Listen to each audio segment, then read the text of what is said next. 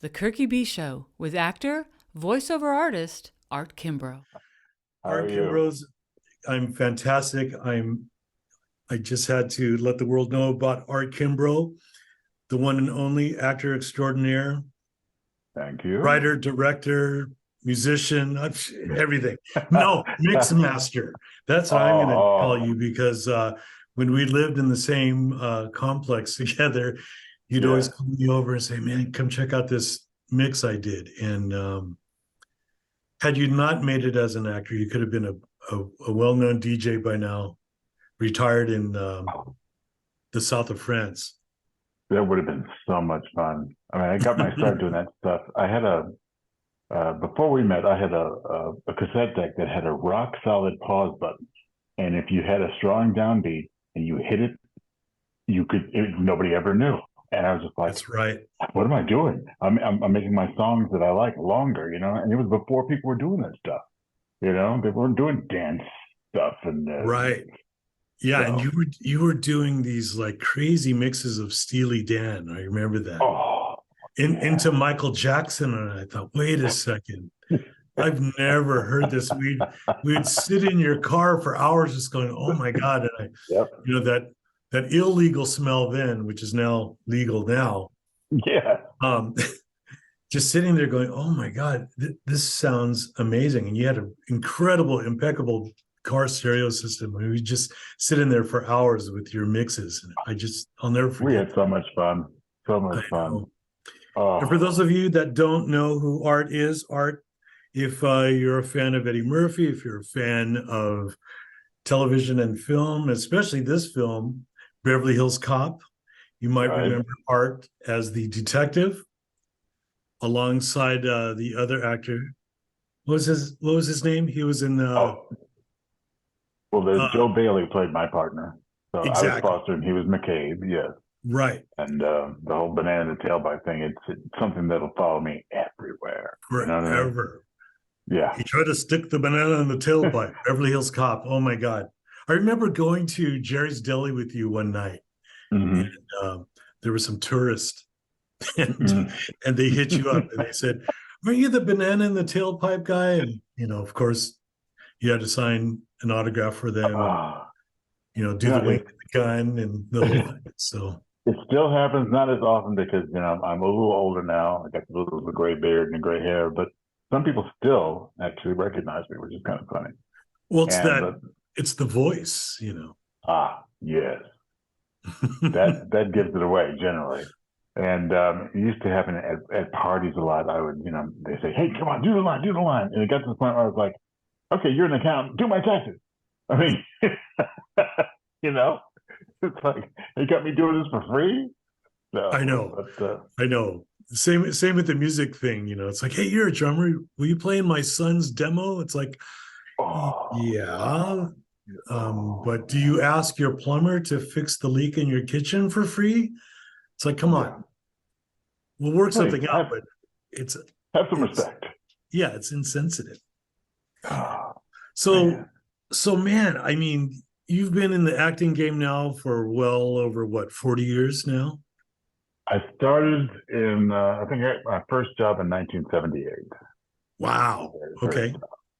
And the first thing I ever did was a commercial. It was a Vaseline Intensity Hair lip balm commercial, right? So we shot it in Burbank in the summer. It was 100 degrees and it was a wintertime spot. So they're blowing fake snow at us and the parka and the hat and everything and just sweating. And I was like, oh, this is so glamorous. Oh, yeah. So happy I made it here. But in those days, commercials, you did one day on a commercial, it could make your year. I did a 7-Up commercial a couple of years later, and literally it made my entire year that one day. So That's amazing. And that was during a time when budgets were, yeah, what do you need? Well, we'll send yeah, you a car, we'll send you your own makeup person, we'll completely take care of you, and I just remember those days, when I first moved to town in 84, it was still like that, but I could only imagine, the late 70s, early 80s, where it was still, they're just throwing money at you. pretty much. And back then, especially commercials, there were only 3 networks to run stuff on. Now there's all these different channels, so it kind of gets diluted, and I kind of feel sorry for the commercial cats that are doing stuff today because they don't see those paydays like we did back in the day. You know? Right, absolutely. And residuals were a thing that it would run nationally, and you get a paycheck from the West Coast, the Midwest, the East Coast, Yeah, and it was almost like being a sometimes the recording international. Right. So, but yeah, I'm still Yeah, around. so you're a Los Angeles native, born and raised, and was it always in your blood to become an actor? Was that something that you always wanted to do? The first thing I really wanted to do was be a musician. So I think it was Louis Armstrong. I saw him playing trumpet, and I was like, oh, that's what I want to do. But at that time, I was in elementary school, and they didn't have any trumpets left. They had a cello. So my first instrument was the cello. And I got to be, decent for an elementary school kid. But as soon as I could get a trumpet, which was like junior high school, I think, that's what I started to play. And lived down the street from a guy who ended up in Earth, Wind, and Fire. And we played trumpet in like the LAPD junior marching band and stuff like that. And he stuck with it and went to college and did music theory and things like that. But acting started to call to me when I, saw like Sidney Poitier and people like that doing stuff. And when I was actually earlier, when I was like 6 years old, somebody from Universal came to my elementary school and we were doing one of these little plays. They saw me and they went, oh, he'd be great for this pilot. And I was like, I don't even know what a pilot is, right? So my mom took me up to Universal. I read, I got the pilot with the other characters of the white kid. And it took so long to do the show that I outgrew the other kid. You know what I mean? Wow. He stayed little and I just kept growing taller. So, and my mom was relieved. She was like, yeah, I really don't want you to be in show business now. I mean, you're young, things happen, and I want you to have a normal life. And my first thought is like, in the ghetto? You want me to have a normal life? So I really didn't get into the acting thing until in high school. I did a production of Godspell, and an agent saw me, and a couple of other people in the show. Got signed, and from there on, I was rolling. Wow. So it's basically you're a natural. Pretty much. You took to it easily. Oh yeah, I did. I mean, it took a little time to get established, and to get my first job and stuff. But once I did finally get that union card, that Screen Actors Guild card, it was off to the races, and it's been a great time and a great career. Yeah, I mean, all the gigs that you would tell me you'd be on. I know you did a long stint of television in the heat of the night. God, countless other television shows. I remember one thing. I was watching a Rolling Stones documentary, I think, and ladies and gentlemen, the Rolling Stones. And I'm like, wait a second, I know that voice, and I went and knocked on your door, and I was like, is this you? And you're like, yep. And because we're friends, and I know your voice, and I know your character, and whenever I have the television on, I always listen. It's like, oh, that's Art. And it's like, that was actually one of my first voiceover jobs, doing that, the announcer. It was done, after the fact on this documentary. But I was so honored to introduce the Rolling Stones, Oh, man. It was so cool. And then just a few later after you doing that, I went on to go work with Mick. So it was all, it was the Blick Street connection. Yes, that connection there. Yes. Man, we had so much fun back in the day. You and I lived on a street, Blick Street, in North Hollywood, Toluca Lake area. And do you know who lived right next door to us? I don't know if you knew or not, but Jeff Berlin, an amazing bass player. Wait a minute, really? Yeah. He lived in the pink apartments next to us. Oh, wow. That's incredible. Wow. Yeah. There were a few people. There were a few actors and musicians that lived on that same street. And I was like, shit, if a bomb landed here, half of Hollywood would disappear. When I first moved there was an two actors living together right next door. Adam Baldwin, I think is his name, and he's still working today. And his buddy who was acting is Dean Devlin, who became a writer and producer later on down the line. And he worked in doing stuff like Independence Day and things like that as a writing partner to the producer there. And so, yeah, that building, that area was always full of creative people. And one of the TV Tarzans lived right across from me. Remember Mike Henry? Yeah. Oh my God. My mom, man, she when she would come visit, she'd be like, "Hey, is Mike around?" She just had the biggest crush on you. Wow. Yeah. And you too. She'd always ask about Mike and you, like, where's Art? You know, I was like, Mom, quit, you know. Oh, I loved her and her lumpia, believe me. Oh my God. And your mom's potato salad. Potato Oh salad. my God. Oh, yeah. Oh, there's nothing like that. Nothing like that. I know. I think she gave Sarah the recipe, but there was no way. There's no way to duplicate that stuff. You know, moms really know the secrets. You know. Yeah. And it wasn't even so much the secret ingredient as it was just their hands on the actual dish and in it. Yes. You know, like I could try to make my mom's lumpia all day long, but it's just not going to have that touch. No, man. But those were the days. And we bonded over, good food and loved your brothers and stuff. Yeah, man. Oh. You know. Yeah, they were always so stoked. They would always say, "Hey, where's Art? What's he doing?" You know, and they would always say, "Oh, I saw him on this one movie," or they were always right. really supportive of that. And so now moving on to 2023, after this crazy pandemic and green screens and AI, where is Art Kimbro today? What have you been up to? Well, the last couple of months we've been on strike, so there's been nothing to do. Oh, right. I forgot to say the strike. Yes.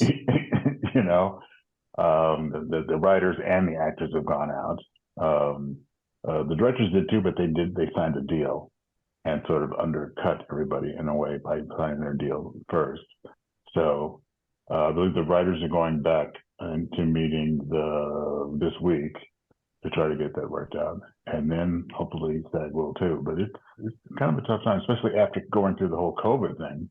Well, there was very little work and very little to do. Right. Now we're doing this, and it's kind of a self-inflicted wound, as it were. It's like, really think about it, people. Yes, there's money to be had. Yes, I know you want it, but we just came through a very hard time, and let's kind of go incrementally. Let's kind of get a little bit more now, and then down the line, which is 3 years, the contract's only the last 3 years.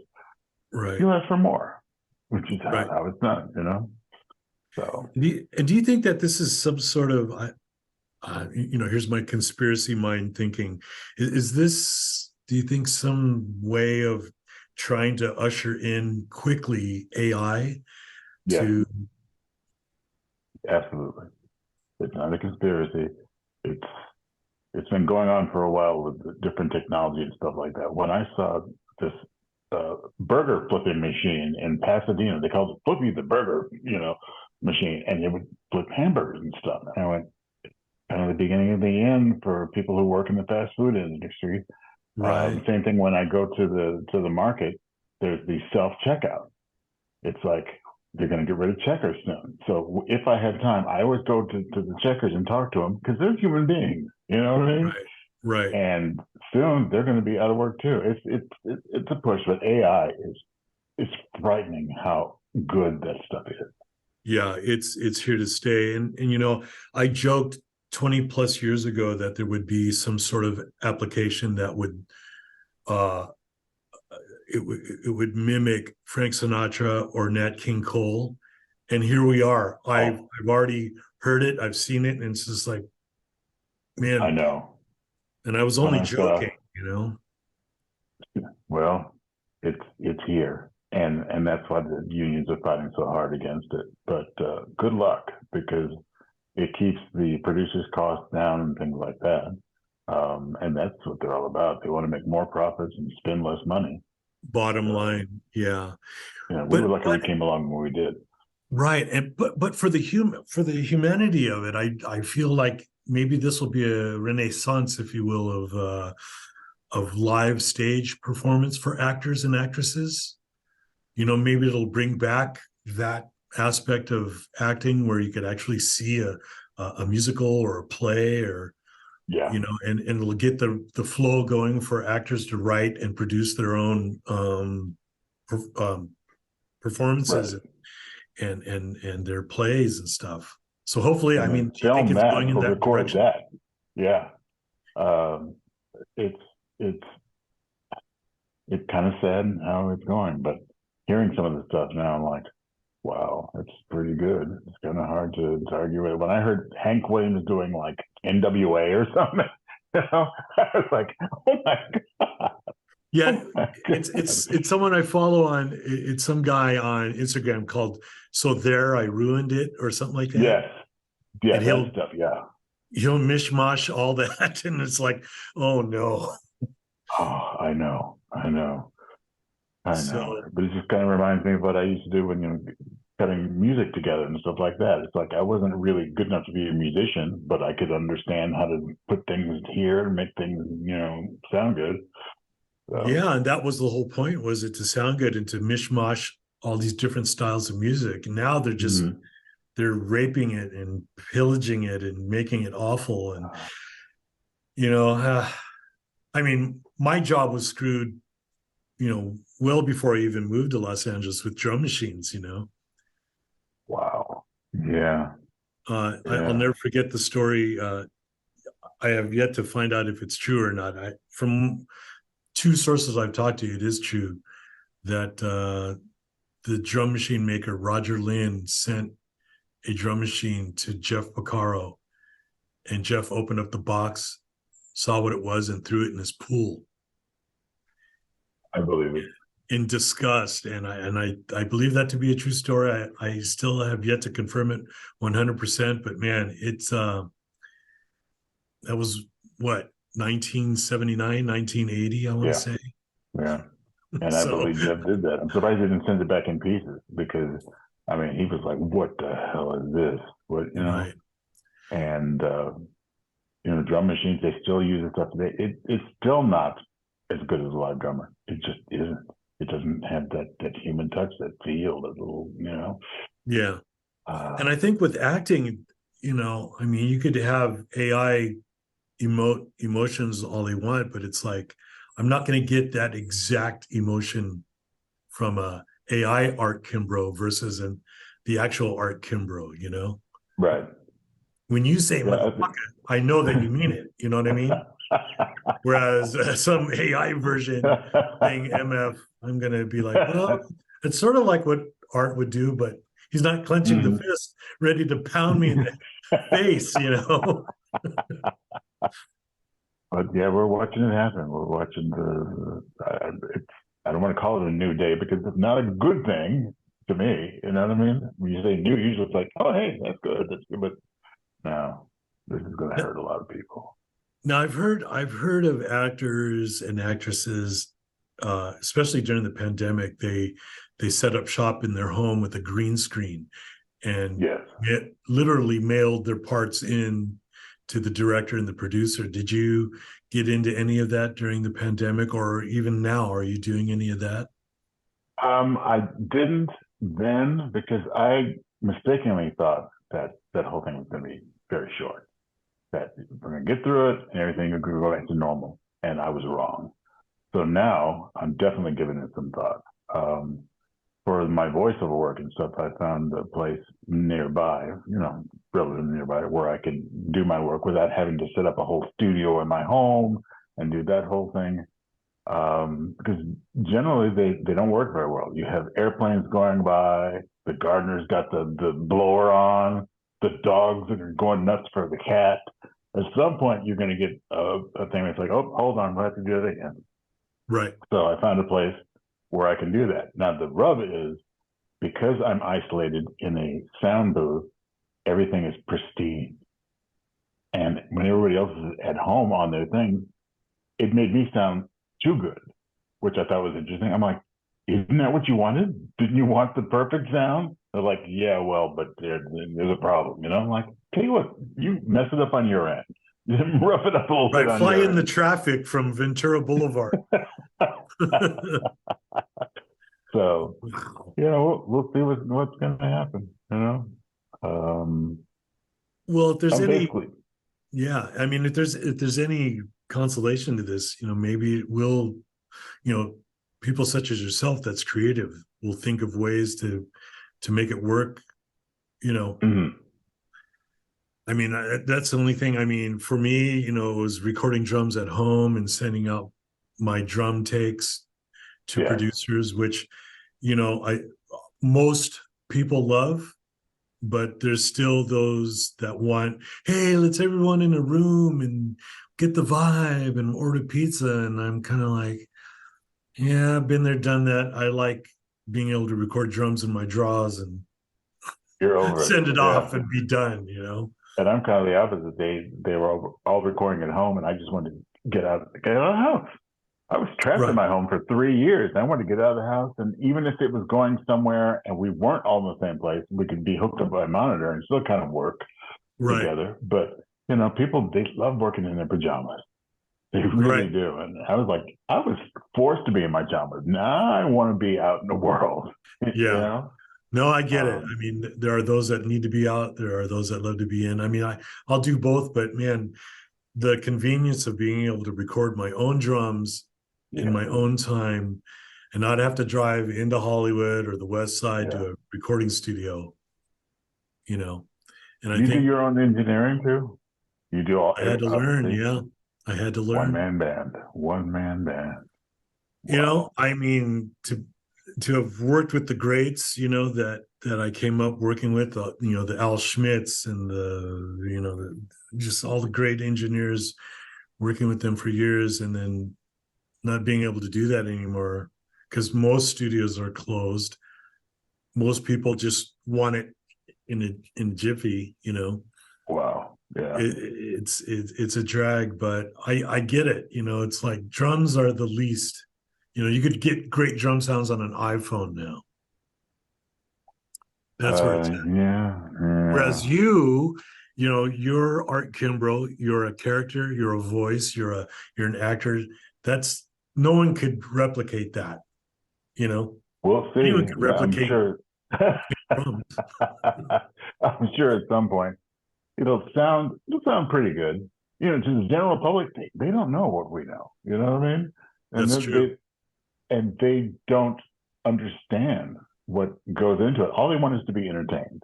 That's all they want. And we know what goes into it, that human element, that spark that happens when people get together. And they don't get it. It's too bad too. Right. It's too bad. I mean, sometimes genius happens when people are together doing stuff. That's And so you true. don't get that when you just have certain tracks. Just I'll put this track here, I'll put that here, fade that up. Man, I Right. don't know. Right. It's like, Now, oh, I don't know if do I you ever played miss? this thing for you. Yeah. I this years and years ago. This is the beginning of my mixing days. I had a dream, and I had a dream. exactly, I had a dream, and the theme from 2001. It had the same ending note as Another Brick in the Wall, and I put it together, and I was like, "It's so cool." So on that downbeat, when that song ended and this happened, I was like, I got chills. I was like, "This is good," but you couldn't, a computer couldn't think about doing that. A human being thought, "Hey, this sounds just like that. Let's use this here." Right. And it's all interpretation, right? It's like, Yes. someone could take a Louis Armstrong and mix it with Kenny G because it may Right. be in the same key, in the same tempo, and it could mix and match. So I don't think you could morph Art Kimbrough into Brad Pitt. I mean, they'll probably try, right? They'll probably try, right? With Exactly. AI. But But you couldn't do that yeah, live. You couldn't bring no, that into fruition on the stage. it's impossible. Now, speaking of What's stage, the? do you Go miss ahead. being within a cast? Do you miss that? And a script and a cast? Do you miss that? that feeling and that, Like doing plays live and stuff like that. well, that, but let's say television, like a television show where you read at the table and you shoot it on a Friday. Do you miss that? I do. It's a lot of fun. A lot of fun. Because you get to play off each other. You get to, try things. You get to do some improv and, so yeah, I definitely miss it. Definitely. But the whole live theater thing, I kind of lost interest in it because you take so long in the rehearsal process. By the time you're up and ready to do the play, I'm bored already. We've done it 8,000 times. And having a live audience does add a nice element to it, but still, it's just like I'm over it. So TV and film is really where I was very happy because you shot it, you did it, you were done. You know what I mean? Right. And very often it's like you capture that magic in one take, and people can see it over and over again. If you're doing it in a theater, a few hundred people maybe get to see it and see that moment. Some people up close get to see it really well. People in the back don't. Right. But movies and TV, you get to see everything just the way it should be, So Right. I love that. So in closing, my brother, I'm going to keep this nice and short and sweet. I love you and I'm so proud of you. And if there's anything you want to tell us that you're up to, that we could come check you out or watch you or listen to you, anything up and coming? Not that I have done. I mean, everything has been used now, you know what I mean? Because of the strikes and stuff like that. Everything has pretty much been done. But I'll be out there and hopefully also I'll be seen as well as heard. I mean, I've been kind of doing the voiceover thing for a while now.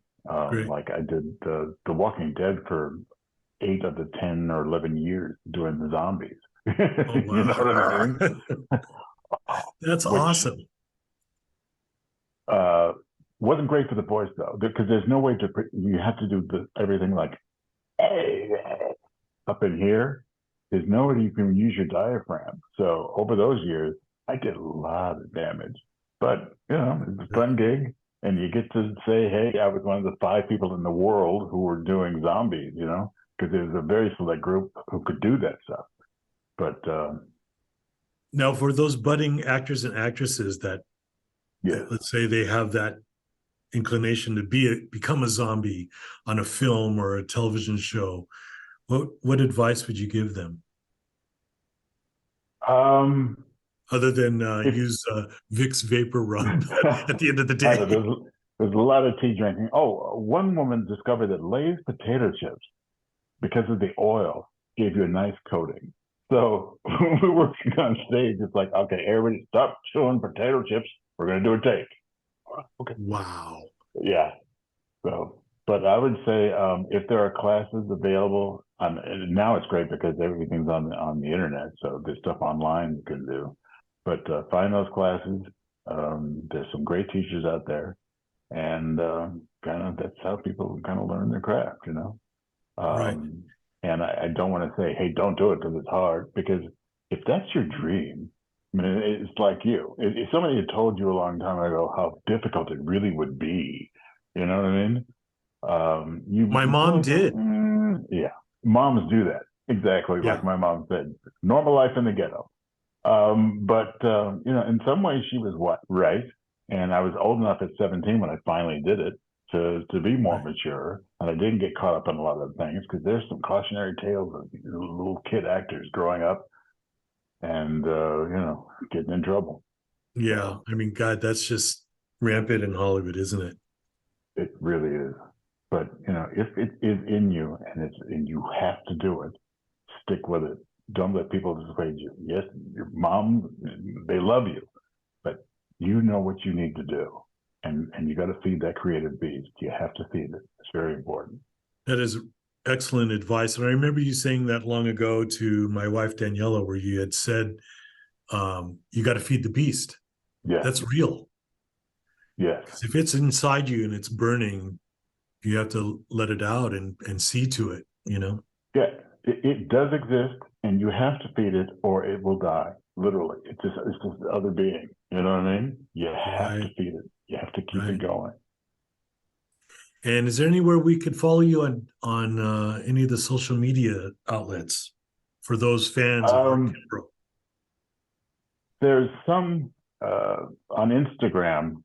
Um, you can check out me. It's at Art Kimbro, ARTKIMBRO. But I did a show a few years ago. It's not really, and it's a puppet show actually, and I'm playing a horse in the ghetto. Um, and then it was really topical, really a lot of fun. And one of the neighbors was a unicorn, the donkey here and stuff like that. And it turned out to be a fun project. So you can check out My Thuggy Pony on Instagram and YouTube. Yeah, a lot of fun. Awesome. Well, we will definitely do that. And man, thank you so much for doing this with me. And Thank you everybody, very ladies much, and man. gentlemen, Art Kimbro, the Cookie Bee Show. We out. Much love.